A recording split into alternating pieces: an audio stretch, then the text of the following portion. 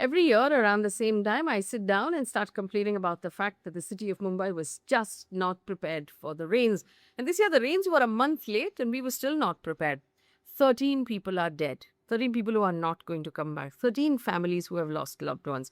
And tonight I'm going to ask a different question. Are we facing a crisis of rain and weather, or is the weather and the rain exposing something far bigger, a bigger problem in our city that Mumbai faces year after year, which is, do the people who run the city actually care to keep us alive? And what is the price we are each paying as citizens to live in this city? Is that price worth it? Before we get to that, a reminder to like, share, subscribe, and sign up for our membership, where we'll give you a daily news bulletin without any of the triggering facts that come with the news, where for 10 minutes, you just listen and you'll find out everything that's happening in the world. All right, so let's get to it. In the last 48 hours, we've had relentless rain in Mumbai, a red alert from the IMD that will possibly extend into tomorrow as well for Thane and Raigad also. The State Disaster Management Authority has gone as far as to advise private companies to work from home and shut non-essential government companies. Mumbai Airport has had to cancel several flights. We understand 5 incoming flights had to be diverted. About 17 flights have actually been cancelled.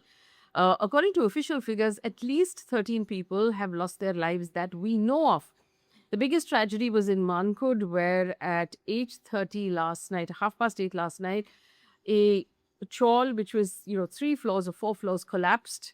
During the rain, rescue teams were on the site, but we understand that doctors at Shatabdi Hospital declared 5 victims dead on arrival, including children. 1 was declared dead in Rajawadi Hospital, so that's 6 people altogether. Other than that, in Kurla, 1 businessman died when a tree collapsed on him. In RA Colony, 1 person was killed by a falling branch. In Vasai Viral, a 20-year-old man died falling into a drain. A 20-year-old lost his life after being electrocuted. In Bhiwandi, a 17-year-old was swept away by strong currents. In Vashi, a 35-year-old died after the balcony of a building suddenly collapsed. In Navi Mumbai, 2 college girls were hospitalized and then died because they received electric shocks from exposed underground power cables while they were wading through waterlogged streets. And then you'll remember the school bus in Chembur, where a tree collapsed on it and 1 young 11-year-old boy passed away. At first glance, these seem like isolated incidents, like they're not related to each other, but are they really? Let's take a look at how much rain we have received, because here are the various arguments that are being put up. This is an unusual amount of rain for Mumbai or for any city. Let's look at that. How much rain did we actually get? According to the Hindu, we got about 200 milliliters of rain in 24 hours. Some locations got 300 milliliters of rain. The rain itself is not extraordinary. Mumbai is, of course, one of the arguments that I read was that no other city in the world gets this much rain, and so that's a problem. Mumbai is actually one of the wettest major cities in the world, but heavy rain is not unusual. It's not something that we don't expect. It rains this much year on year. The city was built with the expectation that every year we will receive thousands of milliliters of rain. The rain is predictable. The question is that the city was not prepared for it. I also took a minute to compare Mumbai to the other big cities in the world. Is there any other city that gets this much rain? If we take a look at the annual rain, Mumbai gets about 2,200 to 2,500 milliliters of rain. Singapore gets the same. 2,100 to 2,500 milliliters of rain. Hong Kong, 2,300 to 2,400 milliliters of rain. Mumbai is unique apparently because unlike Singapore and Hong Kong, which gets rain through the year, Mumbai gets an enormous amount of rainfall in just a couple of months, which is our monsoon season, and that is where the difference actually arises. So, does that mean we have to live with this situation?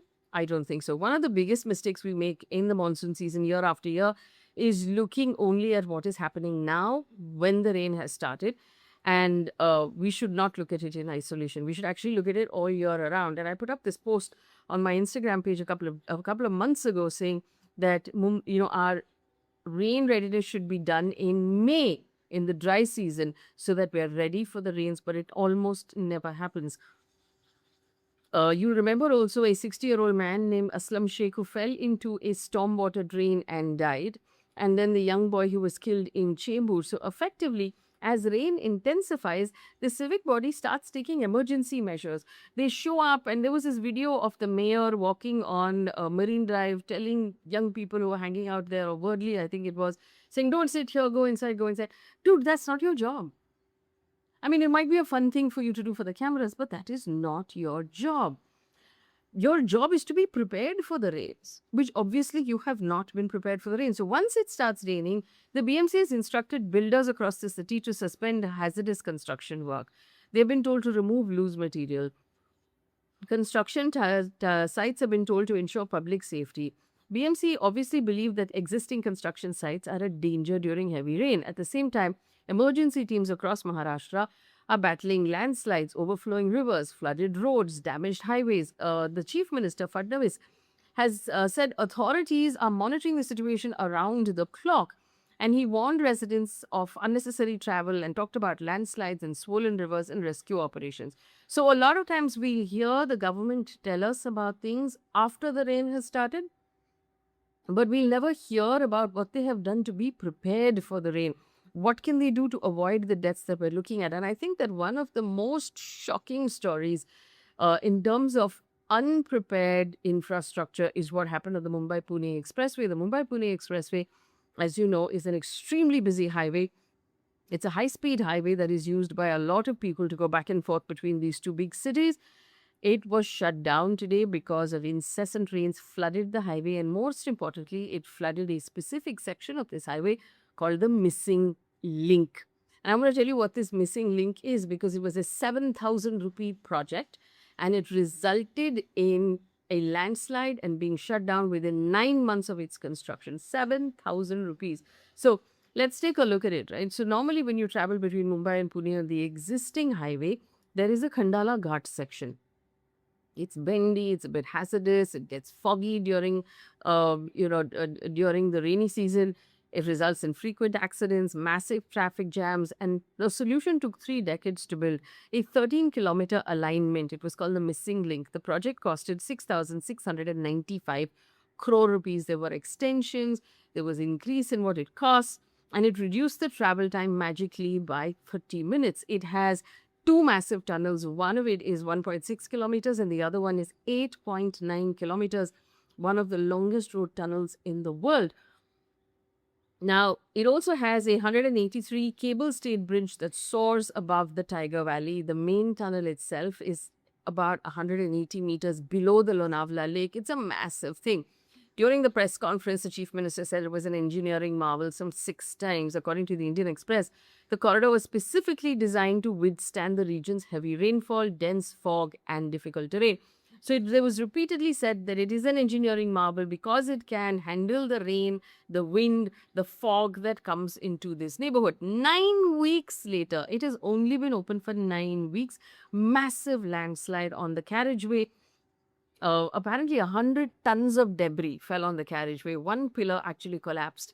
Thankfully, there were no injuries and no one got hurt. The road was declared unsafe. Traffic was stopped.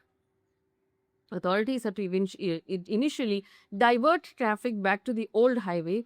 Ironically, the old highway is what we were hoping to avoid with this new bridge.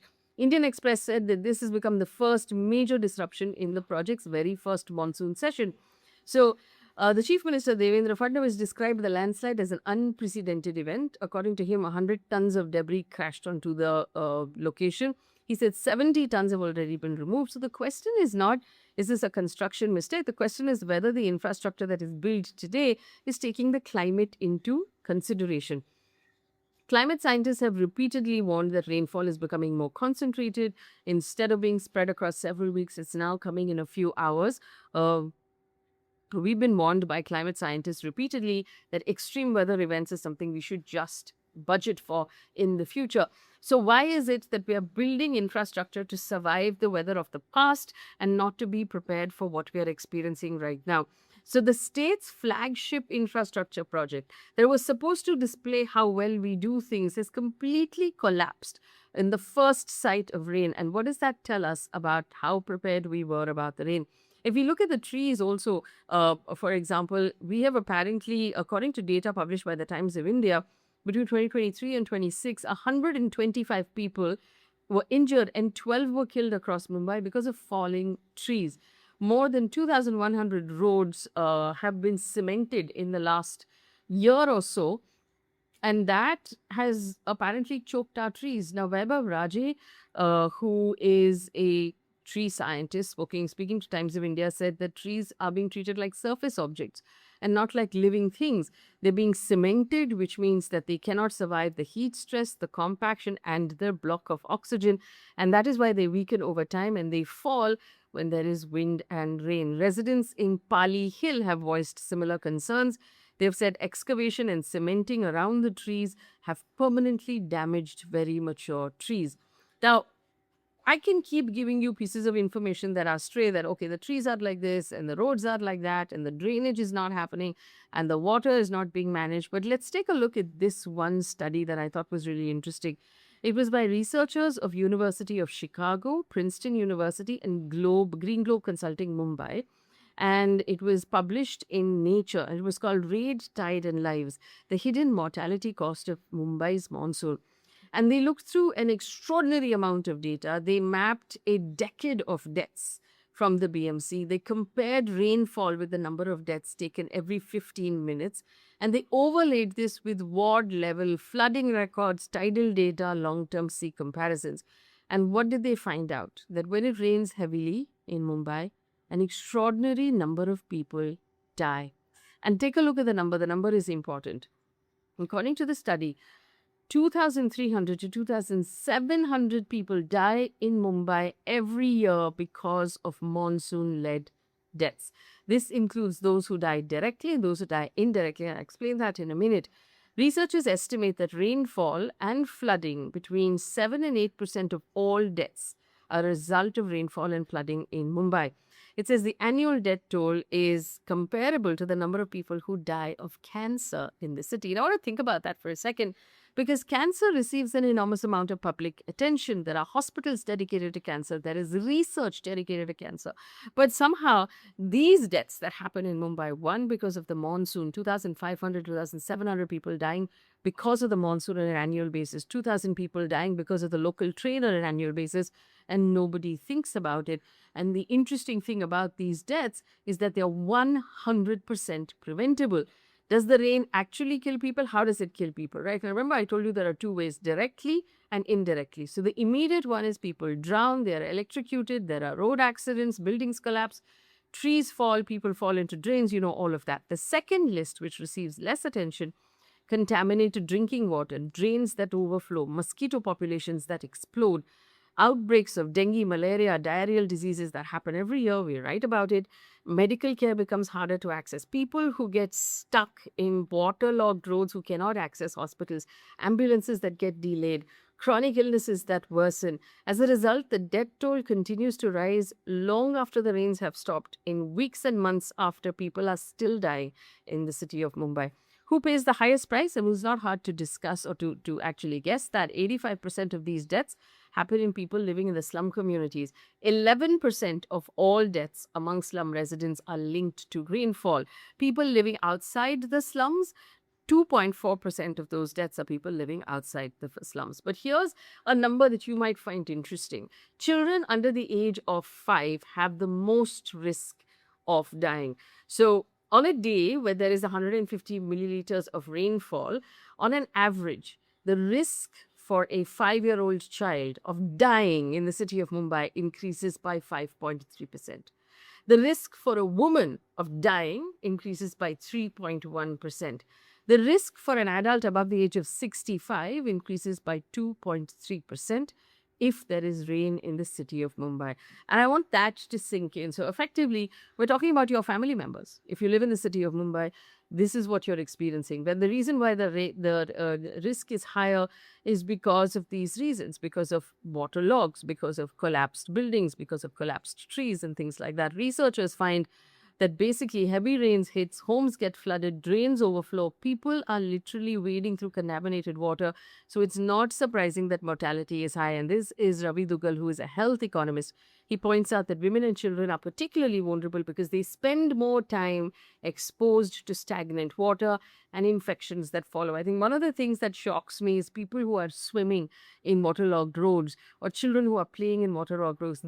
That water is mixed with sewage. That water is mixed with garbage. That water is mixed with chemical contamination, dead rats. All of this carries disease. And you will no doubt, if you have a slight cut in your skin, get very, very sick. Dougal says the city's basic services are in shambles. The administration shows little direction or urgency to fix them. And that is the quote that should actually shock us, because nothing is going to get easier. According to projections, sea levels will rise 5 centimeters by 2030. Rainfall-related deaths will rise 7% by 2030. And the thing about the rainfall-related deaths in Mumbai, while the data might show that there is a tilt towards people who live in the slums, and that should worry us, we should also realize when a tree falls, it doesn't pick who it's going to fall on. And when manholes are left open, they don't pick who's going to fall down that manhole. Or the electricity that's leaking into the waterlogged roads, or the buildings that collapse, it doesn't choose who it is going to collapse on. In Thane, today, there was a large hoarding that collapsed. It was very lucky that no one was under that hoarding, but it very likely could have been you or me or one of our family members. And this is the truth of what we live in. And the reason why Mumbai, and we talked about how other cities are managing this, and why Mumbai is not managing this. In Singapore and in Hong Kong, they have made rain and water part of the city planning. There's actually clear planning of where that water will go in every single street, how it will replenish the groundwater, how it will find its way out into the sea, how it will be filtered, how it will be treated. In Mumbai, the development has outpaced the infrastructure. Our population grew faster than our drainage, sewage, transport, housing systems. All of our natural buffers have been ruined. Let's be honest about it. The mangroves, the wetlands, the floodplains, the open spaces, they've all been built over indiscriminately. Every big construction that you see, all of BKC is sitting on floodplains of the Mithi River. And so the water has nowhere to go. The entire airport is sitting on the floodplains of the Mithi River. So the water goes into Kurla. The water goes into other parts of the city where it goes in. There are informal settlements that are of high risk, that are being built on drains and rivers and creeks. There's climate change and maintenance and governance. So cities like Singapore and Hong Kong don't avoid floods because they receive a lot of rain. They avoid floods because they spend decades designing their city for that rainfall. What can Mumbai do to avoid these deaths? And here's the thing, and we go over this year after year. And this is the truth of all of our cities, right? The data is available. We have the scientists, we have the geniuses who can tell you what needs to be done. It's sitting in reports on tables of people who don't care. Because they can do this. If you treat monsoon deaths like a public health emergency, and it would be anywhere else in the world, if 2,000 people, 2,500 people were dying every year, it would be an emergency, and they would be targeted health surveillance, ambulance access, disease prevention, clean water, emergency clinics. But we don't have any of that. We could map and protect high-risk neighborhoods. We can protect drainage and sanitation, mobility, healthcare. You can fix the drains. You can fix the manholes before before the monsoon actually comes in, and you can fix accountability on who's responsible for each of these things. That doesn't happen as well. Audit buildings and chawls and balconies, and retaining walls that hold up pieces of land before the monsoon starts. Manage trees scientifically. Manage anything scientifically, right? Trees can actually be handled well. World over, people know how to handle their trees scientifically, except here where we treat them like enemies of development. And that makes absolutely no sense. It's almost as if we believe that the only way for us to become rich is by destroying all the trees. And one way or the other, the trees have to be sacrificed. And that simply does not make sense. There is no part of science that supports that. Stop building over every surface that absorbs water. At the end of the day, we know we're sitting on the coast. We know we're sitting at sea level. We have floodplains. We have mangroves. We have, saltwater panlands that actually flood during the monsoon and absorb that water. If we keep concretizing and building on everything, the water has no place to go. Design infrastructure for future and not for what you're already seeing. So in conclusion, I want to offer you this. And I found this piece of information very interesting. Mumbai's economy generates roughly $278 billion every year. So that's about 23 or 24 lakh crore rupees every year. So we generate a lot of tax as well. It approximately amounts to about 6,600 crore rupees per day. The cost of the Missing Link project, incidentally. But when we shut down the city, when people can't go to work, when kids don't go to school, when you're not able to conduct regular business because of flooding, you're losing money. Hopefully, it is something, I mean, for politicians who don't understand the loss of life, maybe they'll understand the loss of money. For all of the business people who live in this city, who run their businesses in this city, remember that you are putting your employees at risk every day by making them travel. You are the fact that they are losing, important hours of productivity, navigating dirty water, navigating dirty roads, navigating flooded trains, and the state of our public transport is just abysmal. Mumbai used to be a city that took its public transport very proudly. I remember when I moved to the city, one of the friends who was showing me around said, "You don't need a car in Mumbai because the trains are the best way to travel, and everybody travels by train." Somehow, that truth we have managed to turn on its head in the last 20 years. We constantly build more and more infrastructure for the 5% of the people who have cars and they want to go on the coastal road, which is incidentally also leaking in some places. And the beautiful Mumbai local that we've had, that was the fastest, most efficient way to get around, is now the most horrific way to get around in the city. And only people who have absolutely no choice are still using it because we simply have not prioritized it. We've not prioritized public transport. We've not found ways to look after the people who are working in this city to generate this 6,600 crore rupees on a daily basis. We treat them like they're dispensable, and that is fundamentally immoral. And we have to find a way to stop that. My fundamental conclusion to you is this. My final conclusion to you is this. Mumbai, yes, gets a lot of rain every year. It's possibly going to get worse year on year, but that is no excuse for losing people on an annual basis. We have to find a better way to solve this problem. Leave me a comment in the comment section if you believe your city is better equipped, or if you believe any city in India is better equipped to handle the rains.